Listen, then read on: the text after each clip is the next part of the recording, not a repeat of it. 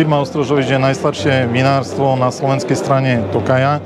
Vznikla táto firma v roku 1990. Založili ju manželia Ostrožovičovi a v súčasnosti hospodárime na 58 hektároch vlastných rodivých tokajských vinohradov.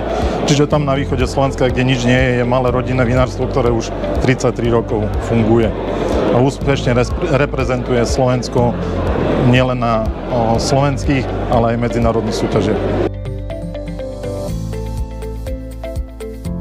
Samozrejme, áno, zúčastňujeme sa pravidelne tých najvýznamnejších a najprestížnejších súťaží, nielen čo sa Slovenska týka, ale aj zahraničia. A je to také ocenenie našej práce a zisťujeme tým, ako naše vína vedia konkurovať v svetovej špičke. Je to taká osveta, čo sa vinárstva týka, lebo tú reklamu tomu slovenskému vinárstvu treba robiť celý čas. Čiže odkedy sa Slovensko osamostatnilo až do dnešnej doby, treba robiť takúto osvetu a táto výstava je to veľmi dobrým príkladom.